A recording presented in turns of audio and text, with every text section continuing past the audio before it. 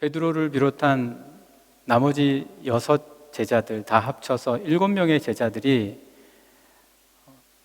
예루살렘을 떠나서 갈릴리로 갔습니다. 갈릴리에 가서 그곳에서 머물다가 베드로가 나는 물고기를 잡겠다 그리고 떠나려고 하니까 다른 제자들도 그러면 우리도 함께 가겠다 이렇게 의기투합을 하고 마음이 맞아서 물고기를 잡으러 갑니다. 물고기를 잡으러 가는 그 모습을 어떻게 설명을 하냐면 우리 성서에서는 그냥 배 이렇게 나와 있지만 성서 원문을 보시게 되면 그 배에 올랐다 그렇게 이야기되어 있습니다. 그러니까 정관사 요한이 특별히 가리키는 배였다. 이거는 그냥 해안가에 많이 있었던 배 중에 하나가 아니라 그 배였다라고 이야기합니다. 그 배라고 이야기하는 이유는 분명히 베드로가 이전에 예수님을 처음 만났을 때에 탔던 그 배다라는 의미가 들어가 있는 거죠. 베드로의 마음이 어땠겠습니까? 베드로는 이 배에 타면 뭔가 내가 여기서 지금 오늘 밤에 많은 물고기를 잡을 수 있겠다라는 어떤 기대감이 있었을 줄 모릅니다. 그런데 또 그 배에 올라서 밤에 물고기를 잡습니다. 물론 이 갈릴리 호수는 낮에 뜨거워져서 물고기들이 잘 잡히지 않고 거의 깊이 수면 아래쪽으로 내려가 있다라고 합니다. 그러다가 밤이 되면 수온이 낮아졌을 때에 물고기들이 올라오기 때문에 주로 밤에 물고기를 잡으러 간다라고 하기는 하지만 오늘 이 요한의 의도는 다분합니다. 그날 밤에. 그러니까 지금 베드로와 함께했던 모든 7 제자들의 이 모습이 마치 예수님을 처음 만났을 때와 같은 그런 모습이었다라는 거죠. 그런데 아무리 그날 밤에 노력을 해도 뭐 조금 잡았다라는 얘기가 아니라 nothing, 한 마리도 못 잡았다는 거예요. 이거 치욕스러운 일 아닙니까? 어부들에게. 뭐 잠깐 물질을 하러 나갔다 온 게 아니라 밤새도록 잡았는데 한 마리도 못 잡았다. 어떻게 보면 이거는 굉장히 부끄러운 일이기도 하죠. 스스로에게. 아니 어떻게 내가 이렇게 그동안 실력이 줄었나? 내가 물 보는 고깃대를 보는 실력이 이렇게 줄었나? 이렇게 생각할지도 모르겠습니다. 그러니까 아무리 애를 써도 한 마리도 못 잡는다. 오늘 우리가 아무리 애를 써도 뭐가 결과가 없는 거예요. 마치 나 혼자만 죽도록 애를 쓰는 것 같아요. 나 혼자만 노력을 하는 것 같아요. 나만 밤새도록 하는 것 같아요. 아무도 이렇게 도와주는 것이 없이 느껴진다라는 거죠. 그런데 그때 해안가에 주님이 서 계셨습니다. 해변에 주님이 계셨는데 제자들은 그 주님을 알아보지를 못한 거예요. 주님을 왜 알아보지 못했냐? 우리 성서에서는 표현이 아주 잘 되어 있습니다. 알아보지 못했다. 그런데 이제 다른 영어 번역이나 독일어 번역 보면은 단순 과거로 표현이 되어 있지만 실제로는 이게 완료형으로 표현되어 있습니다. 그러니까 주님이 해변에서 계셨는데도 불구하고 아니 얼핏 주님을 볼 수도 있었을 텐데도 주님이신 줄을 모르고 열심히 일만 하는 거예요. 주님이신 줄 몰랐다는 거예요. 주님이 서 계셨는데 못 봐서 모르는 게 아니라 보았을 텐데도 모르고 계속 일만 하고 있다는 거예요. 여러분 우리 삶에도요 주님이 우리와 함께 하시는데 그냥 우리는 일에만 빠져 있는 거예요. 그게 전부예요. 밤새도록 하는 거죠. 거기에 매달려 있는 거예요. 물론 일 자체가 나쁜 것은 아닙니다. 아담과 하와 이후에 땀이 흘러야 열매가 맺히고, 그리고 또 우리가 일을 해야 되죠. 그런데 일이라는 것은 하나님께서 이 타락한 세상에서 살아갈 때에 축복으로 주신 거잖아요. 그러니까 그 일을 통해서 열매가 있어야 된다는 거예요. 그런데 열매가 없이 밤새도록 일을 하는데 아무런 열매가 없는 거예요. 그런데 분명히 우리가 신앙생활을 하면서 내가 어디로 가든지 주님과 함께, 그리고 주님이 나 곁에 계시다라고 늘 우리가 그렇게 이야기들을 하는데 주님이 안 계신 거죠. 주님을 보지를 못하는 겁니다. 네, 그래서 오늘 한번 말씀을 보시겠습니다. 21장 1절부터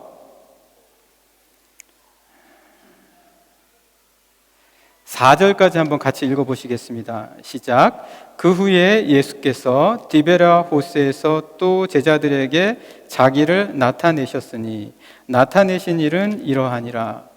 시몬 베드로와 디두모라 하는 도마와 갈릴리 가나 사람 나다나엘과 세베대의 아들들과 또 다른 제자 둘이 함께 있더니 시몬 베드로가 나는 물고기 잡으러 가노라 하니 그들이 우리도 함께 가겠다 하고 나가서 배에 올랐으나 그날 밤에 아무것도 잡지 못하였더니 날이 새어갈 때에 예수께서 바닷가에 서셨으나 제자들이 예수이신 줄 알지 못하는지라.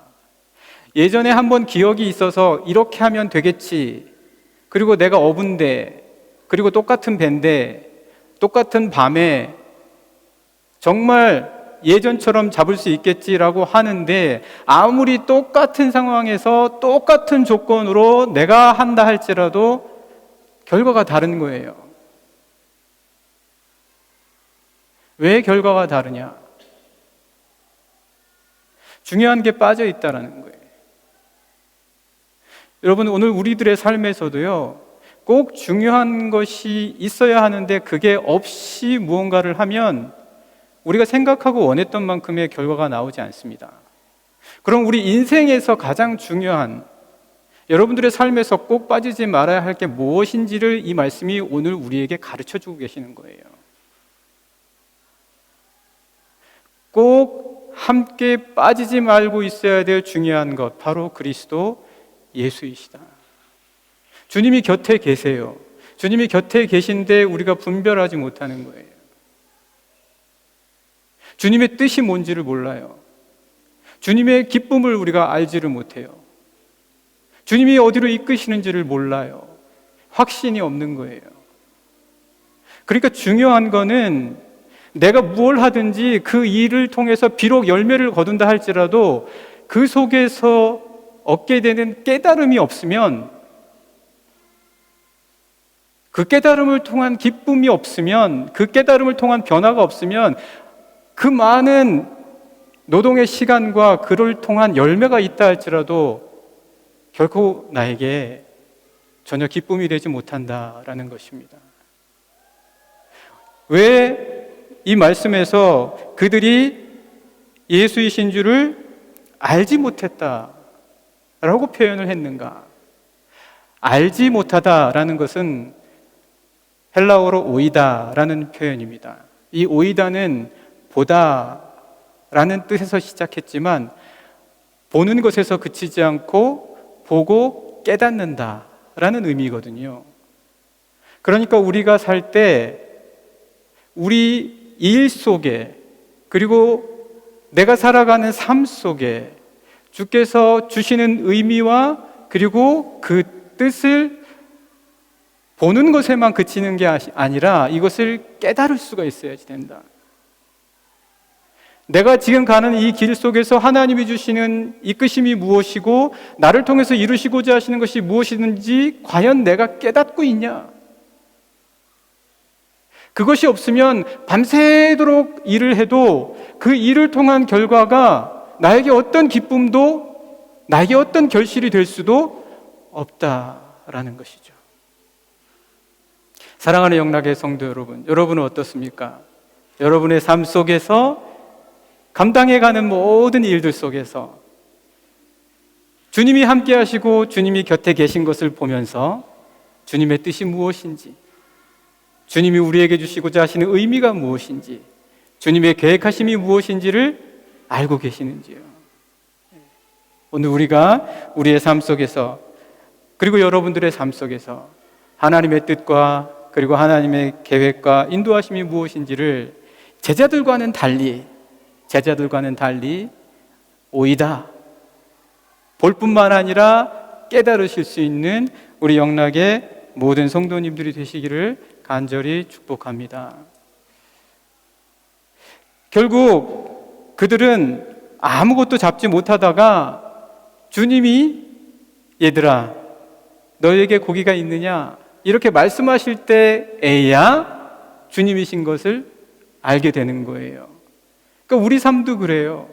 주님이 곁에 계셔 분명히 함께 하시는데도 모르고 있다가 뭔가 우리에게 크고 놀라운 일이 벌어지면 그때서야 주님이셨구나 라고 알게 된다라는 거죠. 주님이 늘 곁에서 계시면서 이렇게 말씀하시는 거예요. 얘들아 너희에게 고기가 있느냐? 없는 거 아시고 물어보시는 거죠. 그래서 5절과 6절 말씀 같이 함께 읽으시겠습니다. 5절과 6절입니다. 시작. 예수께서 이르시되 얘들아 너희에게 고기가 있느냐? 대답하되 없나이다. 이르시되 그물을 배 오른편에 던지라. 그리하면 잡으리라 하시니 이에 던졌더니 물고기가 많아 그물을 둘 수 없더라. 이렇게 되니까 그때야 분별하는 거죠. 사랑하는 영락의 성도 여러분, 오늘 우리 믿음의 길이 무엇입니까? 분별하는 거예요. 알아가는 거예요. 나와 함께 곁에 서 계시는 하나님을 분별하는 게 믿음의 삶이에요. 아, 나와 함께 계시면서 내 삶에 간섭하시고 나를 이끄시고 나를 인도해 가시는구나. 이게 믿음의 삶이고 이게 신앙의 삶입니다. 그래서 제자들도 드디어 오늘 이렇게 주님께서 얘들아 너에게 고기가 있느냐라고 말씀하실 때 많은 물고기가 잡히자 그때서야 주님이신 줄을 알게 돼서 요한이 주님이시다 이렇게 이야기를 합니다. 그런데 사실 주님이 이미 말씀하셨어요. 이미 말씀을 하셨는데 마태복음, 마가복음 14장의 말씀을 보시면 내가 고난을 받고 너희들은 다 흩어질 것이지만 내가 너희보다 먼저 갈릴리에 갈 것이다. 내가 너희보다 먼저 갈릴리에 갈 것이다. 그러면 그들이 기다려야 되지 않았습니까? 예상했어야 되잖아요. 우리가 여기 있으면 주님을 만날 수 있을 것이다. 뭐 주님이 그러면은 거대한 잔치상을 벌여놓고 갈릴리의 큰 집에서 너희들 초대할게 이렇게 말씀하셨습니까? 여러분 주님을 그렇게 만나면서 기대하기를 원하십니까? 아니요. 갈릴리 호수요, 삶의 현장이요, 그 현장에서 주님을 만나야 된다라는 거예요. 주님이 너희들의 삶의 현장, 믿음의 현장에서 너희들을 기다리고 있겠다 이렇게 말씀하신 거예요. 어디를 기다리십니까? 어디에서 만나기를 원하십니까? 매일 주일마다 교회에 왔을 때 여기서만 만나십니까? 저는 우리 영락의 모든 성도님들이 여러분들의 삶의 현장에서, 일터의 현장에서 주님을 분별하실 수 있는, 아, 주님이시다. 나와 함께 하시는구나. 나에게 오른편으로 그물을 던지라고 말씀하시는구나. 오이다. 오이다. 보고 분별하실 수 있는 우리 영락의 모든 성도님이신 줄을 분명히 믿습니다. 그게 우리의 믿음의 삶이요, 신앙의 삶입니다. 그래서 이제 6절의 말씀, 7절의 말씀이 이렇게 되어 있죠. 같이 읽으시겠습니다. 시작. 이르시되 그물을 배 오른편에 던지라. 그리하면 잡으리라 하시니 이에 던졌더니 물고기가 많아 그물을 둘 수 없더라. 예수께서 사랑하시는 그 제자가 베드로에게 이르되 주님이시라 하니 시몬 베드로가 벗고 있다가 주님이라 하는 말을 듣고 겉옷을 두른 후에 바다로 뛰어 내리더라. 이제 주님이신 줄 알고 베드로가 그 성격대로 바다로 뛰어든 거예요. 근데 바다로 뛰어들었는데 이 거리가 한 50칸쯤 된다라고 합니다. 이 200규빗이래요. 200규빗을 미터로 환산하면 약 90m라고 합니다. 그러니까 그리 멀지 않아요. 헤엄칠 수 있는 거리고 음성으로 서로 소통할 수 있는 그런 거리였다. 그런데 제자들이 몰랐던 거죠. 주님이신 줄을. 주님이 우리 아예 모르게 오시겠습니까? 우리가 알고 느낄 수 있을 만큼의 영적 거리로 우리에게 다가오신다는 거예요. 그랬을 때 베드로가 이제 무트로 올라갑니다. 헤엄을 쳐서 올라갔는데 거기에 숯불이 놓여 있고 떡과 생선이 있는 거예요. 참 주님도 참 짓궂지 않으십니까? 왜 하필이면 숯불이냐는 거예요. 베드로가 제일 먼저 올라가서 딱 마주친 장면이 자기가 주님을 저주하며 3번이나 부인했던 바로 그 장면이에요. 그러면 주님께서 아무런 의미 없이 숯불을 거기다가 피우시면서 베드로가 먼저 뻔히 올라올 거를 모르셨겠습니까? 그 성격 급한? 베드로가 가장 먼저 올라올 줄 아시고 숯불을 피워놓고 계시면 당연히 베드로는 뭘 생각하겠습니까? 당연히 베드로는 자신이 주님을 부인하고 부정했던 사건을 떠올리겠죠. 여러분, 우리가 믿음과 신앙의 삶을 살다 보면 상처 없는 사람이 어디 있습니까? 실수가 없는 사람이 어디 있습니까? 상처와 실수가 다 있어요. 믿음이 싫어질 때가 있어요. 믿음대로 살아가는 것이 나에게 큰 유익인 것 같지가 않고 믿음대로 사나 믿음을 갖지 않고 사나 별다른 차이가 없는 것 같아요. 때로는 내가 주님을 그리고 믿음과 신앙을 가지지 않은 척 해야 될 때가 있다. 그렇게 살아가고 그런 식으로 우리가 행동을 해야 될 때가 생기면 그러면 우리가 어떻게 하겠습니까? 때로는 그런 것들이 우리에게 실망을 안겨다 주고 내 자신에 대해서 아픔이 되기도 하고 감추고 싶기도 할 것입니다. 그러나 여러분, 그것도 하나의 길이에요. 그 과정도요, 마치 내가 지금 왜 이러나, 내 신앙이 왜 이러나, 내 믿음이 왜 이러나, 왜 이런 내 신앙의 길이 이런 예상치도 못한 일들이 벌어질까 라고 생각할지도 모르겠습니다. 그러나 그것도 길이에요.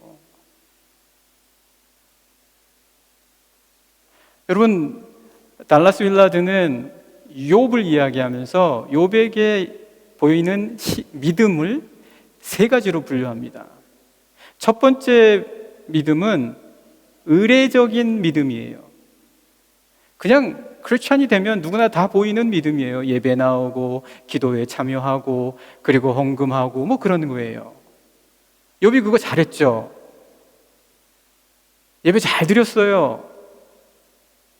그런데 대부분의 신앙에서는 아무런 문제가 없을 때 다 그래요. 근데 문제는 뭐냐? 고통이 닥칠 때란 말이죠. 고통이 닥칠 때 어떻게 하냐는 거예요. 욥의 믿음의 2번째 단계는 절망의 믿음이라는 거예요. 과연 내가 절망의 순간에서도 하나님, 저는 하나님 믿습니다. 하나님 사랑합니다. 라고 말을 할 수 있냐라는 거예요. 아니, 정말 힘들면 상처를 많이 받아요. 신앙생활 하면서 아파요. 이게 뭐 신앙이라는 게 왜 이러냐? 교회 생활이 왜 이러냐? 그래서 우리가 아픔을 당하다 보면 믿음을 저버릴 수가 있다는 거죠. 저는 더 이상 하나님 믿지 않겠습니다. 라고 말을 하는 순간이 올 수도 있지 않을까요? 욥의 아내가 뭐라고 합니까? 하나님 저주하고 죽으세요. 당신한테 그런 일들이 벌어지는데 누가 볼까 봐 부끄럽습니다. 하나님 저주하고 죽으세요. 그래서 욥의 두 번째 믿음은 그런 순간에도 저는 하나님을 믿습니다. 여러분, 이게 길이라고요. 무슨 길이냐면 내가 모르는 길이에요. 내가 알 수 없는 인생의 길이란 말이에요. 한번 말씀 찾아보실까요? 욥기 23장 말씀입니다. 욥기 23장. 욥기 23장 10절 말씀 한번 보시죠. 욥이 그러한 때에 어떻게 말을 하냐? 욥기 23장 10절입니다. 같이 읽으시겠습니다. 시작. 그러나 내가 가는 길을 그가 아시나니 그가 나를 단련하신 후에는 내가 순금같이 되어 나오리라. 여러분, 때로는 제가 여러분들 신앙생활을 하실 때 상처 받으시는 거 압니다. 힘든 거 알아요. 제가 뭐 잘나서 그랬다는 게 아니라 다 우리가 같이 신앙생활하고 공동체로 살다 보면은 알잖아요. 그러나 여러분, 길이에요. 내가 모르는 하나님이 인도해 주시는 길이라고요. 그러니까 문제는 이 길을 가야 돼요. 포기하면 안 된다고요, 믿음을. 이 믿음과 신앙의 길을 끝까지 가란 말이에요. 왜요? 다 정금같이 나오니까. 저는 아무런 아픔도 없고 어려움도 없이 우리 인생의 삶에서 끝까지 편안하게 살다가 죽는다, 그런 거 없습니다. 치열하게 믿음으로 싸우는 거예요. 신앙의 삶으로 이것을 지키기 위해서 나아가는 겁니다. 그러면서 정금이 되는 거예요. 여러분, 오늘 함께 나눈 요한복음의 말씀에서도 베드로가 숯불을 딱 보는 거예요. 부끄럽죠. 자기의 실패와 자기의 실수와 이게 다 낱낱이 드러나는 거잖아요. 그때 주님께서 베드로에게 어떻게 하십니까? 요한복음 우리가 같이 읽지는 않았지만 그 이후의 말씀을 보시면 21장에 15절 이하의 말씀을 보시면은요, 주님께서 베드로에게 마치 기다리셨다는 듯 어떻게 말씀하시냐면 15절 말씀 보시면 우리 15절 한번 같이 읽어보실까요? 시작. 그들이 조반 먹은 후에 예수께서 시몬 베드로에게 이르시되 요한의 아들 시몬아, 내가 이 사람들보다 나를 더 사랑하느냐 하시니, 이 사랑은요 아가페예요. 아가페. 아니, 무슨 베드로가 아가페로 주님을 사랑해요? 그러니까 아가페로 대답을 못하고 그 다음에 어떻게 이야기합니까? 계속 읽어볼까요? 시작. 이르되 주님 그러하나이다. 내가 주님을 사랑하는 줄 주님께서 아시나이다. 여기서의 사랑은 뭡니까? 필로스잖아요. 그냥 친구들끼리, 사람들끼리의 보통의 사랑이잖아요. 왜요? 자신이 없죠. 부끄럽죠. 아가페로 어떻게 대답을 해요? 그러니까 필로스, 그냥 일반적인 사랑으로 얘기한 거예요. 아니, 그러면 주님이 왜 또 물어보세요? 포기하지 말라고요. 상처받아서 믿음을 포기할 겁니까? 한 번만에? 하나님이 계시지 않은 것 같으니까, 의심이 드니까, 내 인생과 삶이 꼬이니까 그냥 그만둘 겁니까? 주님 한 번 부인했으니까 이제 인생 끝입니까? 믿음의 삶은 그냥 거기서부터 완전히 마지막입니까? 그게 아니라는 거예요. 그래서 주님이 어떻게 말씀하십니까? 또 물어보십니다. 어떻게 또 물어보십니까? 16절입니다. 같이 한번 또 읽어보실까요? 시작. 또 두 번째 이르시되 요한의 아들 시몬아, 내가 나를 사랑하느냐 하시니, 여기 또 아가페로 물어보시는 거예요. 아니, 주님이 모르시겠습니까? 아가페로 대답할 수 없다는 걸? 아시죠? 베드로는 못해요, 그렇게. 왜요? 자기 안에 아가페가 없어요. 그런데 또 물어보시는 거예요. 그래서 베드로가 어쩔 수 없이 또 필로스로 대답합니다. 계속 한번 읽어볼까요? 이르되 주님 그러하나이다. 내가 주님을 사랑하는 줄 주님께서 아시나이다. 이르시되 내 양을 치라 하시고. 주님이요, 한 번 더 물어보세요. 왜 그러셨을까요? 이 길을 포기하지 말라는 거예요. 믿음의 길을. 주님이 다 아신다는 거예요. 그래서 마지막에는 주님이 뭐라고 물어보십니까? 필로스로 물어보세요. 내가 나를 사랑하느냐? 필로스로. 베드로가 아마 많이 위로가 됐을 거예요. 예, 주님, 제가 주님을 필로스로 사랑합니다. 저는 그렇게밖에 못하겠습니다. 그런데 그 다음에 뭐라고 하시냐는 거예요. 그 다음에 주님께서의 말씀의 뉘앙스는, 그래, 그 필로스라도 꾸준히 끊임없이 이 믿음의 길을 가라. 그러면 너가 아가페의 사랑을 이룰 것이다 말씀하시는 거예요. 어디서요? 19절 말씀 함께 보시겠습니다. 19절 말씀 같이 읽겠습니다.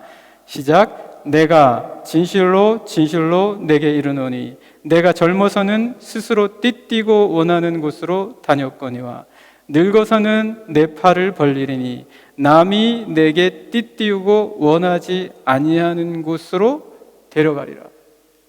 자기가 원하는 것만 하고 원하는 사랑만 하고 원하는 일만 하던 베드로가 자기가 원하지 않는 일까지도 감당할 수 있는 자가 된다. 사랑하는 영락의 성도 여러분, 때로는 여러분들의 삶에 숯불이 올라올 때가 있을 거예요. 나의 실수, 나의 실패, 나의 과거, 내가 하지 못했던 내 믿음의 연약함들이 드러날 거예요. 여러분, 그게 주님이 보이시고자 하는 게 아니에요. 끝까지 그래도 믿음의 길을 걸으면 내가 하는 것이 아니라 주께서 우리를 이끌어 주신다라는 것이에요. 믿으십니까? 믿으십니까? 이거 우리가 반드시 붙잡아야 될 겁니다. 여러분, 믿음의 길을 끝까지 걸어가십시오. 그래서 이제 베드로가 이제 숯불을 보면서 있을 때에 주님께서 이제 말씀을 이어가십니다. 10절 말씀부터 같이 한번 읽어볼까요? 14절까지요. 같이 읽겠습니다. 시작. 예수께서 이르시되 지금 잡은 생선을 좀 가져오라 하시니 시몬 베드로가 올라가서 그물을 육지에 끌어올리니 가득히 찬 큰 물고기가 153마리라. 이같이 많으나 그물이 찢어지지 아니하였더라. 예수께서 이르시되 와서 조반을 먹으라 하시니 제자들이 주님이신 줄 아는 고로 당신이 누구냐 감히 묻는 자가 없더라. 이제 보게 된 거죠. 계속 보겠습니다. 13절. 예수께서 가셔서 떡을 가져다가 그들에게 주시고 생선도 그와 같이 하시니라. 이것은 예수께서 죽은 자 가운데서 살아나신 후에 세 번째로 제자들에게 나타나신 것이라. 지금 잡은 생선을 가져오라고 하니까 그 생선을 가져오는데 헤아려 보니까 153마리예요. 이 153마리에 대한 이야기들이 참 많습니다. 예. 실이라는 교부는 100은 이방인이요 50은 유대인이요 3은 삼위일체다 그렇게 해석을 했어요. 충만한 수다 그렇게 해석을 했어요. 어거스틴은 1에서 17까지를 계속 더하면 153이 나옵니다. 그러면 1에서 17이 뭐냐? 10은 율법의 수요, 7은 은혜의 수다. 그래서 온전한 수다.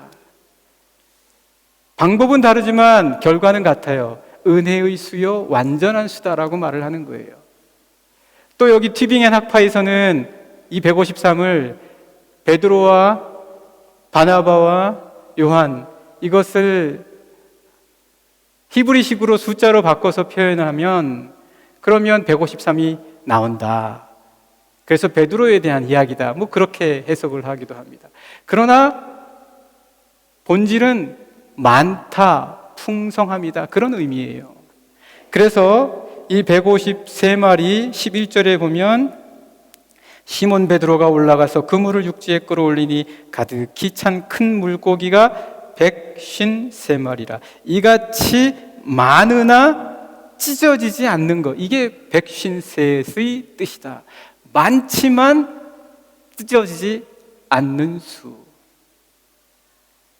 그러면 우리가 삶을 살아갈 때에 어떠한 열매나 결실이든 그것이 나에게 정말 기쁨과 감사가 돼야 되잖아요. 그런데 일을 했는데 일하는 것마다 찢어지고 빠져나가고 기껏 일을 했는데도 사라져버리면 그것이 어떻게 나의 기쁨이 될 수 있겠습니까? 찢어지지 않도록 하는 게 좋잖아요. 여러분들 하는 일이 어딘가 줄줄 새지 않도록 해야 되잖아요. 어딘가 줄줄 새지 않고 온전하게 하시는 게 누구시냐? 그것이 내 삶에까지 이어지도록 내 영적이고 육적인 풍요함을 주시는 분이 누구시냐? 오늘 여기에서 이 153마리의 물고기를 나누어 주시는 분이 누구십니까? 주님이시잖아요. 이 주님이 가져다가 주시고 가시는 거를 요한은 다 현재형으로 기록을 했어요. 현재형으로 기록을 했다. 다른 거는 다 완료형, 다른 거는 다 과거형으로 기록을 했지만 이거는 현재형으로 기록을 했다. 그게 13절이에요. 13절 말씀 다시 한번 보시면 예수께서 가셔서, 이거는 현재형이에요. 떡을 가져다가, 이것도 현재형이에요. 그들에게 주시고, 이것도 현재형이에요. 이 말씀의 의미는 무엇입니까?